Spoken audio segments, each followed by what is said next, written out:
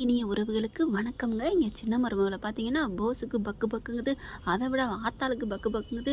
எல்லாரும் வந்துடுறாங்க, அழகாக சூப்பராக அலங்கரிச்சிடுறாங்க மேடையும். கொஞ்சம் சிம்பிளாகவே இருக்கட்டும் அப்படின்னு சொன்னதுனால எப்போ என்ன பண்ண போகிறாளோ மருமக அப்படிங்கிற ஒரு பதட்டத்தில் இருக்குது. இங்கே சேதுவையும் காணுமே, எங்கே போயிருப்பான் அப்படிங்கிற பாதி நடுக்கம் வேற. அடுத்து பார்த்தா கரெக்டாக காவியாக வந்துடுறாங்க. பொண்ணு வீட்டுக்காரங்க எல்லாம் அலங்காரம் பண்ணி சூப்பராக மேடைக்கு வந்துடுறாங்க.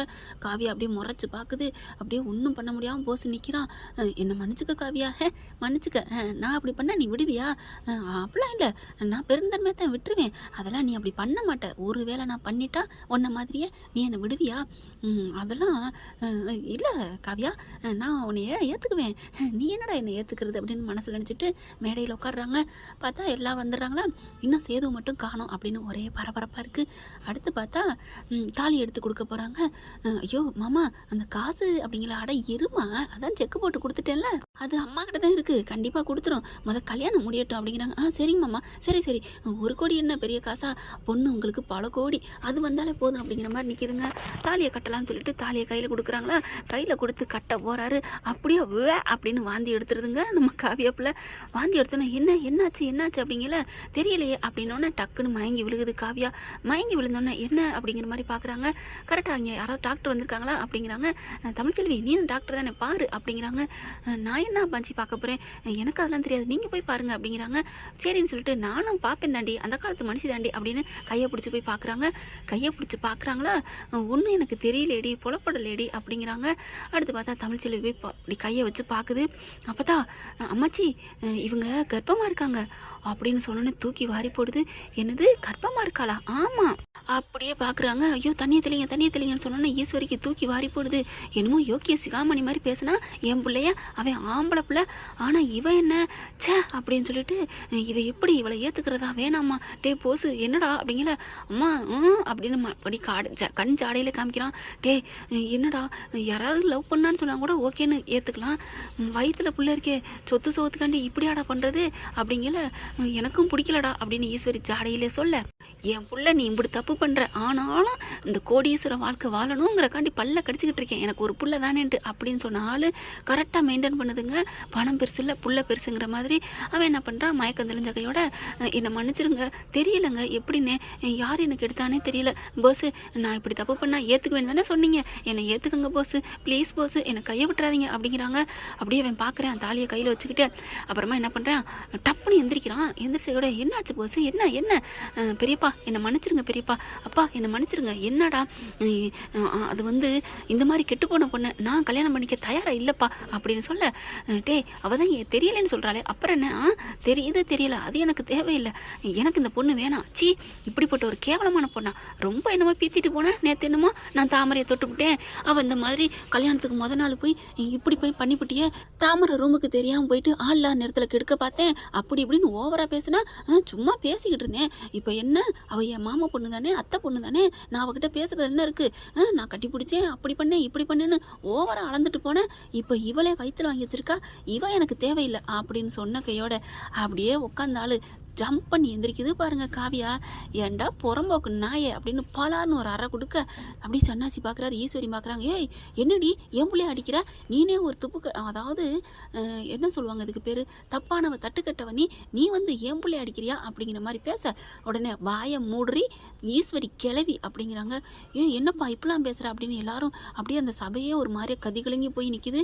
என்ன பார்க்குறீங்க, என்னடா வாந்தி எடுத்தவ தப்பு பண்ணவ இப்படியெல்லாம் பேசுகிறாளே அப்படின்னு பார்க்குறீங்களா அப்படின்னு சொல்ல, எனக்கெல்லாம் ஒன்றும் இல்லை, நான் மாசமாகவும் இல்லை எதுவும் இல்லை, யாரும் என்னை தொடவும் இல்லை, நான் நெருப்பு மாதிரி, என்ன நினச்சிட்டு இருக்கீங்க, என்னை லைட்டாக சந்தேகப்பட்டான் அப்படிங்கிறக்காண்டி தான் என் மூத்த புருஷனையே வேணான்ட்டு வந்தவ, என்ன நினச்சிட்டு இருக்கீங்க, அவன் எங்கள் அம்மா வீட்டுக்கு நான் அடிக்கடி பாசத்தில் வந்தேன், அதை எவனை பார்க்க போகிறேன்னு கேட்டான், அந்த ஒரு வார்த்தைக்கு தான் நான் அவனை வேணான்னேன், ஆனால் நீ சே, ஆனால் அதுலேயும் நீ யோக்கியமானவனே இல்லை, என் புருஷன் யோக்கியமானவன்டா, கண்ணியமானவன், நான் அவனையே தூக்கி போட்டவன், ஆனால் நீ தட்டுக்கட்டவன் அப்படின்னு சொல்லிட்டு என்னப்பா சொல்கிற அப்படின்னு கேட்க, ஆமாம் ராஜாங்கத்தை பார்க்குறாங்க. உங்களுக்கு ஒன்று தெரியுமா, 2 நாளைக்கு முன்னாடி நான் இதே வீட்டுக்கு வந்தேன், இதோ இங்கே நிற்கிது இந்த பிள்ளை, யாருமா உன் பேர் என்னம்மா, தாமரை, தாமரை, இந்த பிள்ளைகிட்ட கேளுங்க அப்படிங்கல. என்னப்பா சொல்லுது, ஆமாம்மா நான் தனியாக இருக்கையில் இவர் என்ன, நீ வா, நீ தான் எனக்கு முக்கியம், நம்ம 2 பேரும் சந்தோஷமாக இருக்கலாம், யாரும் இல்லை அப்படின்னு என்ன கெடுக்க பார்த்தாரு. அந்த சமயம் காவியா வந்துருச்சு, இல்லைன்னா எனக்கு எடுத்திருப்பாரு அப்படின்னு சொல்ல, பார்த்தீங்களா இதைத்தான் அவனும் சொன்னான், இதை அவன் வாயாலே சொல்லணும் அப்படிங்கிறக்காக நான் என்ன கெட்டவளா காமிச்சேன் அப்படின்னு சொன்னோன்னே காவியோட அப்பா அம்மா அடியே பாவி அப்படின்னு அடிக்கிறாங்க.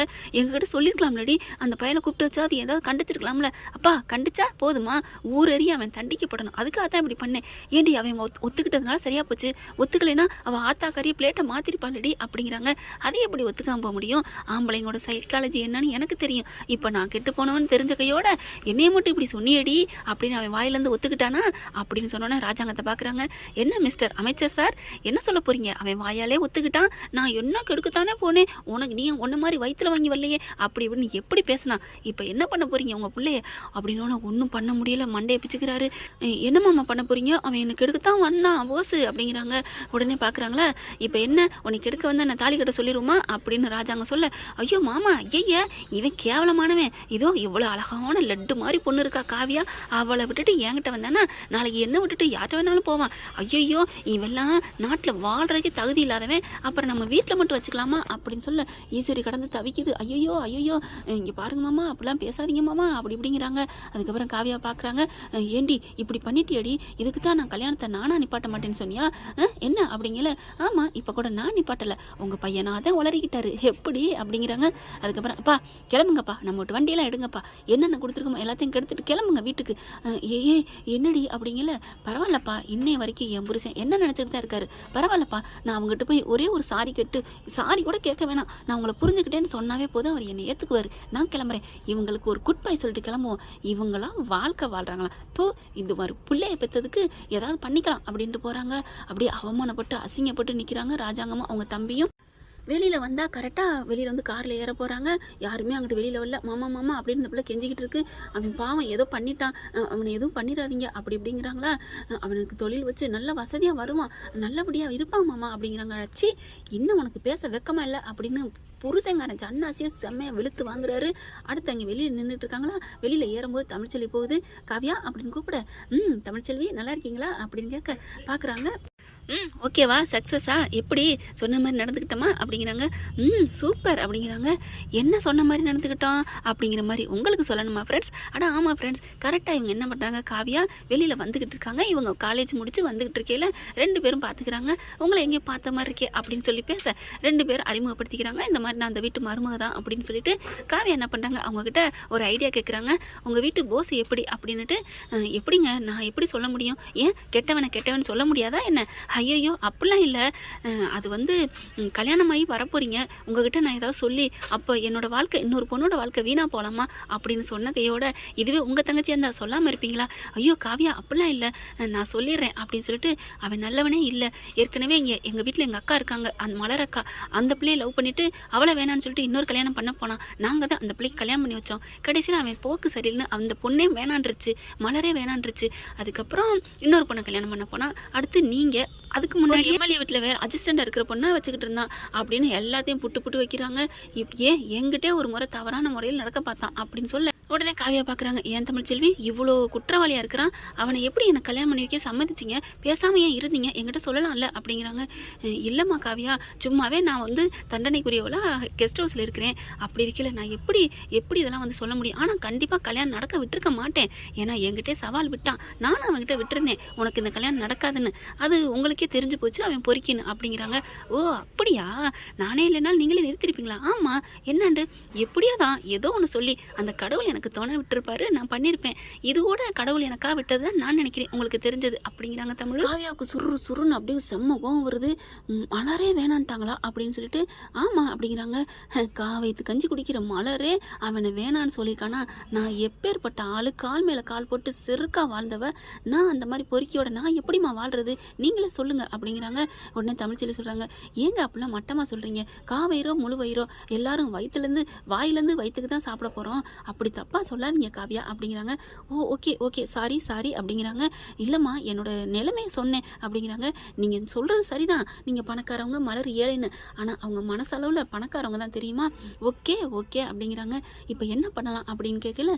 எனக்கு நீங்கள் ஒரு உதவி பண்ணணும். என்ன அப்படிங்கிறாங்களா? நீங்கள் டாக்டருக்கு படிச்சிருக்கீங்கன்னு கேள்விப்பட்டேன், நீங்கள் இந்த வழியாக வருவீங்கன்னு எனக்கு தெரியும், அதனால தான் உங்ககிட்ட உதவி கேட்டு வந்திருக்கேன். ஏன்னா அந்த வீட்டில் எதிர்த்து நீங்கள் நிறைய வாட்டி போராட்டம் பண்ணியிருக்கீங்க, நியாயத்துக்காக நிற்பீங்கிறக்காக தான் இந்த வழியில் நிற்கிறேன் உங்களை பார்த்து பேச அப்படிங்கிறாங்க. அப்புறமா சொல்லுங்கள் அப்படிங்கிறாங்க. இந்த மாதிரி நான் கரெக்டான நேரத்துக்கு நான் இந்த மாதிரி மயங்கி விழுவேன், நான் கர்ப்பமாக இருக்கேன்னு சொல்கிறீங்க, அதுக்கப்புறம் நடந்தது பூரா இவங்க பேசிக்கிறாங்களா, அதுதான் அப்படின்னு நினச்சி பார்க்குறாங்க. ரெண்டு பேரும் அப்படியே சிரிச்சுக்கிறாங்க. ஓகேவா அப்படின்னு ஐஃபை அடிச்சுட்டு நான் கிளம்புறேன் அப்படின்னு காவியா கிளம்புறாங்க. தமிழ்ச்செல்வி உங்களுக்கு என்ன உதவினாலும் என்கிட்ட கேளுங்க அப்படின்ட்டு போகிறாங்க. இந்த கார் இங்கிட்டு போகுது, அந்த கார் அங்கிட்டிருந்து உள்ளார வருதுங்க. நம்ம சேது வந்து அந்த காட்டில் இருக்காங்க பார்த்தீங்களா மலைஜாதி, அந்த சாமியாரையும் அந்த மருந்து எடுக்க போனாங்களே அவங்க அந்த பொண்ணையும் கூட்டிக்கிட்டு வராருங்க. அப்புறம் என்ன நடக்க போகுது? போஸ் பற்றின எல்லா உண்மையும் புட்டு புட்டு வைக்க போகிறாங்க. அவங்கள டின்னு கட்டுவாங்க, தமிழ்ச்செல்வியை வீட்டுக்குள்ளே ஏற்றுக்குவாங்க. அப்புறம் நம்ம தலைவியும் செம்ம ஜாலியாக என்ஜாய் தான். இப்படி போனால் நல்லா தானே இருக்கும் ஃப்ரெண்ட்ஸ். இந்த பற்றி உங்களுக்கு பிடிச்சிருந்துச்சுன்னா உங்கள் பொண்ணான கையில் ஒரு லைக்கை போட்டு சப்ஸ்கிரைப் பண்ணிடுங்க. Thank you friends.